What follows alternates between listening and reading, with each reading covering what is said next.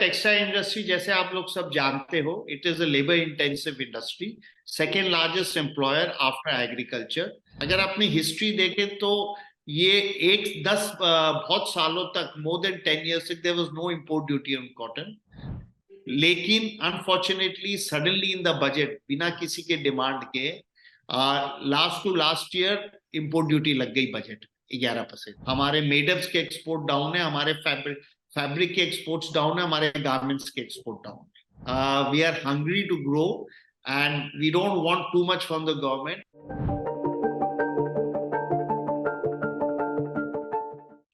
Textile sector देश में सबसे ज्यादा रोजगार देने वाले सेक्टर्स में आता है, लेकिन आज के समय में टेक्सटाइल सेक्टर घरेलू मार्केट में घटती डिमांड और खासकर इंटरनेशनल मार्केट में यूरोपीय और अमेरिकी बाजार की घटती डिमांड के कारण सबसे ज्यादा परेशान है। उनकी डिमांड पर सबसे ज्यादा असर पड़ा है और अब वित्त मंत्री निर्मला सीतारमण जी अपना बजट पेश करने वाली है।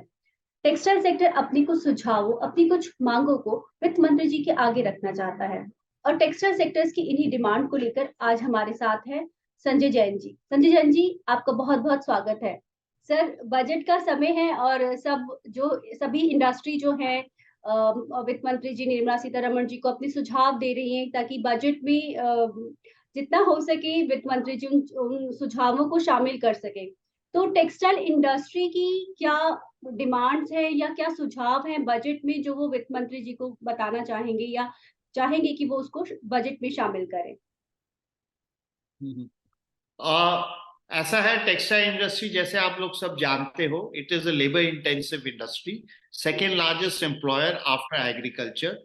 तो इसका ग्रोथ बहुत जरूरी है और अभी ही टेक्सटाइल मिनिस्टर ने हाल में कहा कि हमें 2030 तक इसका एक्सपोर्ट $100 बिलियन तक पहुंचाना है, जो करीब अभी $40 बिलियन से थोड़ा सा ज्यादा है। डोमेस्टिक मार्केट की ग्रोथ की एक सीमा है, ये लिमिटेड ग्रो कर सकता है बिकॉज नॉर्मल ग्रोथ जो रहेगा 5 to 7%। तो अगर this industry needs to go to the next level, it's very important हम ग्लोबल मार्केट को एक्सेस करें। अब ग्लोबल मार्केट एक्सेस करने के लिए ऑब्वियस है कि हमारा raw material prices have to be internationally competitive. और सब जानते हैं कि इंडिया में कॉटन जो है वो हमारी मेन स्ट्रेंथ रही है अभी तक और एक्सपोर्ट का बेस रहा है। हाल में लास्ट 2-3 साल में गवर्नमेंट ने रियलाइज किया और उन्होंने anti dumping duty viscose fibre से भी हटाया और आपके इससे भी पॉलिस्टर में भी पीटी और में जो एंटी डंपिंग ड्यूटी था उसमें संशोधन किया ताकि हम मैनमेड फाइबर में भी कॉम्पिटिटिव।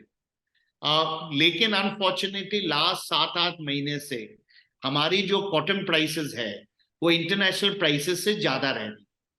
और लास्ट ईयर हमारा क्रॉप कम था कॉटन का, तो हमारे बहुत रिक्वेस्ट करने पर तो थोड़ा लेट हुआ, लेकिन finally import duty on cotton was removed for a limited period up to October, from May to October। लेकिन October 31 के बाद में फिर से वो इंपोर्ट ड्यूटी लग गया है, 11% करीब इंपोर्ट ड्यूटी पड़ता है। अगर अपनी हिस्ट्री देखें तो ये बहुत सालों तक, मोर देन 10 years तक there was no import duty on cotton.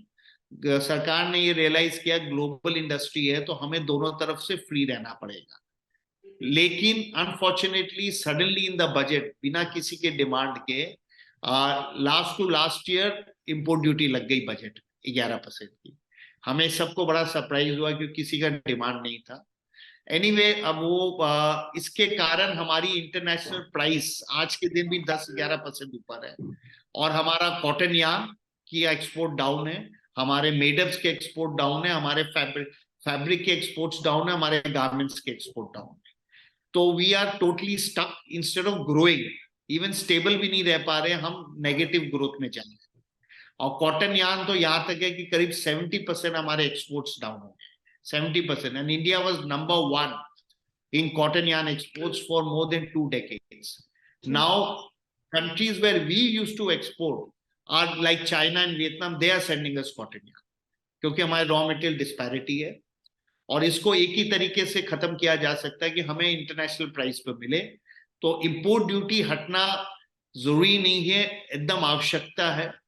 हाँ, किसानों के लिए हमें ध्यान रखना बहुत जरूरी है, लेकिन किसानों के लिए एमएसपी है, मिनिमम सपोर्ट प्राइस है, और आज के दिन जो रुई के दाम है मिनिमम सपोर्ट प्राइस से भी 40-50% ऊपर है।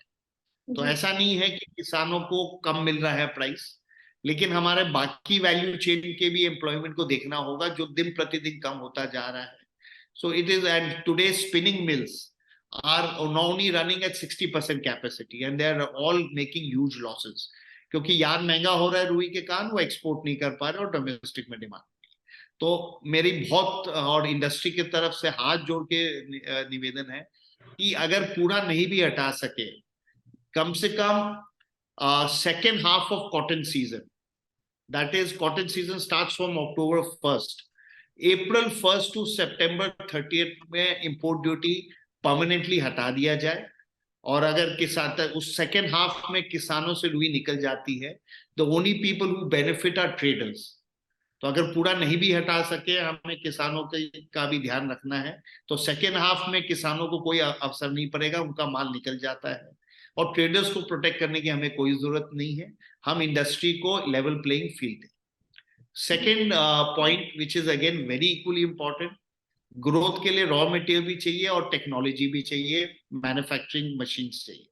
गवर्नमेंट ने बहुत लंबे समय से, मोर देन 15 साल तक से ऊपर तक, टेक्सटाइल अपग्रेडेशन फंड का एक स्कीम चलाया है, जिसमें हमें स्पेशल इंटरेस्ट कैपिटल सब्सिडी मिलता था whoever would invest in textiles. Unfortunately 2022 में वो खत्म हो गया है और अभी तक ऑलमोस्ट 1 साल होने को आ रहे हैं, कोई नई स्कीम आई नहीं है और उसके कारण इन्वेस्टमेंट रुका हुआ है। अगर हमें ग्लोबल जायंट बनना है, China is slowly vacating space Covid के बाद में with a much faster pace, but अगर हम इसका एडवांटेज ही नहीं ले पाएंगे, क्योंकि if we don't invest we obviously can not export more and domestic market में ही हमारा कैपेसिटी यूज हो जाएगी। तो इमीडिएट रिक्वेस्ट है गवर्नमेंट को कि टफ या ए टफ जो भी नाम से या और कोई नाम से हमें इन्वेस्टमेंट सपोर्ट पर तुरंत वापस से वो स्कीम आए और बजट में इसका एलोकेशन, क्योंकि अगर एलोकेशन नहीं होगा तो, और पुराने भी बहुत से पैसे लोगों के बाकी है, so we need a good budget allocation ताकि पुराना क्लियरेंस हो, क्योंकि बैंक्स का बहुत प्रेशर है इंडस्ट्री पर। So we need to ensure and take care of that. So ये दो बहुत इंपॉर्टेंट पॉइंट है। और साथ में एक छोटी रिक्वेस्ट और है कि इंपोर्ट ड्यूटी और मशीनरी वो 5% से ऊपर नहीं रखा जाए, because finally machinery is not an end in itself, it is just the base on which we will grow the industry. जब इंडस्ट्री ग्रो करेगी तो जीएसटी है एक्सेट्रा एक्सेट्रा, गवर्नमेंट को बहुत तरीकों से इनकम टैक्स से रेवेन्यू मिलेगा। Thank you sir. दूसरा सवाल मेरा ये कि हर बार इंडस्ट्री जो है अपनी सजेशन वित्त मंत्री जी को भेजती है, कुछ वो शामिल कर पाती हैं, कुछ वो शामिल नहीं कर पाती हैं, उनकी अपनी भी वो होती है कि किस किस को शामिल करना है क्या।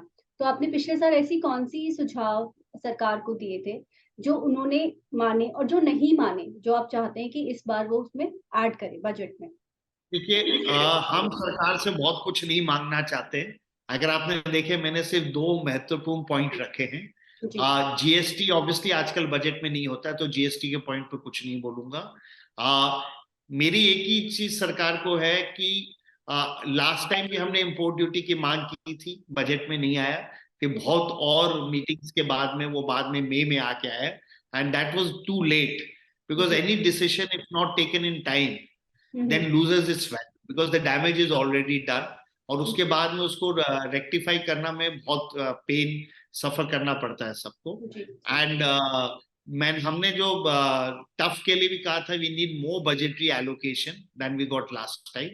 सो this points are the same, industry is willing to grow, we are hungry to grow and we don't want too much from the government. और इंपोर्ट ड्यूटी में तो हम कोई पैसा भी नहीं मांग रहे सरकार से, कोई खास रेवेन्यू नहीं आता है सरकार को। We just want to be, both points are there to make us, give us scale, make us globally competitive to fight the very best in the world. Sir, जैसे कि अभी कंडीशन है यूरोपियन, और अगर हम अमेरिकी मार्केट की बात करें, भी स्लो मोशन की बात है, बहुत सारी कंपनीज वहाँ ले ऑफ कर रही हैं। और जैसे अगर टेक्सटाइल, और खासकर हम टेक्सटाइल एक्सपोर्ट की बात करें, तो ज्यादातर जो इंडियन मैन्युफैक्चरर्स, एक्सपोर्टर्स, वो इन्हीं मार्केट पे ज्यादा डिपेंड करते हैं। तो पहला सवाल तो ये कि इससे उनकी जो डिमांड है उस पर कितना असर पड़ा है, दूसरा सवाल मेरा ये कि आप सरकार से क्या मदद चाहते हैं कि वो बजट में दे, जो भी अभी प्रेज़ेंट सिनेरियो है, और जैसा कि कहा जा रहा है कि ये अगले साल तक, मतलब मंदी का असर जो है अगले 1 साल तक रह सकता है, तो सरकार से आपकी क्या डिमांड है या क्या आप मदद सरकार से चाहते हैं? ऐसा है कि डिमांड डिस्ट्रक्शन और मंदी लास्ट 1 साल में हमने देखी है ऑलरेडी। जी, मैंने एक्चुअली 20 सालों में भी इतना खराब डिमांड की position both domestically and internationally. एक तो इन्फ्लेशन के कारण बहुत बड़ा मार इन्फ्लेशन के कारण लगा, and clothing budget has been sacrificed for जी, अदर रिक्वायरमेंट्स। एंड कॉटन के दाम अगर हम देखें हैव मोर देन डबल्ड। अभी कुछ कम हुए हैं, एक टाइम में देवर ऑलमोस्ट कोविड, लास्ट कोविड के टाइम से ऑलमोस्ट दाम 2.5 टाइम्स बढ़ गए थे। जो जी, आज तक मतलब जितने पूरे इतने सालों में जो दाम थे उससे 2.5 गुना हो गए थे। अभी भी कम होके भी कोविड से 50% से ज्यादा बढ़े हुए हैं दाम। So due to inflation we are facing lot of problems. और यूएस और यूरोप में यूक्रेन वॉर, यूरोप में gas problems, demand is very down, sentiment is down. US में भी इन्फ्लेशनरी प्रेशर्स के कारण बहुत स्लो डाउन है। Manufacturing consumption is all very down. तो अगर टेक्सटाइल को जिंदा रखना, और बहुत सी यूनिटें बंद हो रही है, कम कैपेसिटी पे चल रही है, टेक्सटाइल को जिंदा रखना है। हाँ, गवर्नमेंट का रॉड टाइप और सब जो स्कीमें चल रही है, अगर 1 साल के लिए एक स्पेशल एक्सपोर्ट इंसेंटिव स्कीम निकाली जाए, which is just an incentive just for 1 year, जब तक ये एक्सट्रीम मंदी रहे, ऑफ अबाउट 4 to 5%, तब ये इंडस्ट्री ग्लोबली का अपनी जगह तो कम है क्योंकि मार्केट कंजम्पशन और डिमांड ही कम हो गई है, तब हम बांग्लादेश और वियतनाम के एवज में कुछ कर सकते हैं। जी, क्योंकि हमारी जो एफटीएज हैं, जो यूके से भी एफटीए की बात चल रही है, आज के दिन बांग्लादेश वियतनाम को यूरोप के साथ ड्यूटी फ्री एक्सेस है, जी, श्रीलंका को ड्यूटी फ्री एक्सेस। तो हम अगर सेम दाम में भी चीज देते हैं तो आदमी वहां से खरीदना चाहता है। तो जब हमारे जो टेक्सटाइल और कॉमर्स मिनिस्टर हैं, बहुत स्पीडीली, जो बहुत सालों में नहीं हुआ है, वो एफटीए कर रहे हैं। दुबई से, यूएई से हो गया है, ऑस्ट्रेलिया से भी हो गया है, यूके से भी उम्मीद है जल्दी ही साइन हो जाएगा। लेकिन उसको इफेक्ट में आने में फिर 6 महीने 9 महीने और लग जाते हैं। और यूरोप का एफटीए भी डिस्कशन चल रहा है, कनाडा से चल रहा है। तो जब तक हम एक लेवल प्लेइंग फील्ड नहीं दे सके, और क्योंकि एक्स्ट्रा मंदी है, so if we can get some special export benefit to selected markets and selected products where we can increase sales, it would be a big push for the industry, and we only need it for limited time. शुक्रिया sir. मैं उम्मीद करती हूँ कि textile industry की जो भी demands हैं, जो कि इस इंडस्ट्री को बूस्ट कर सकती हैं, खासकर टेक्सटाइल मैन्युफैक्चरर्स के लिए, एक्सपोर्टर्स के लिए, वो वित्त मंत्री जी इन सुझावों को मानें और कुछ उसमें अपने बजट में उनको शामिल करें। आपका बहुत-बहुत शुक्रिया सर, हमसे अपनी सुझाव शेयर करने के लिए। बहुत-बहुत शुक्रिया। Thank you. Thank you. Thank you sir.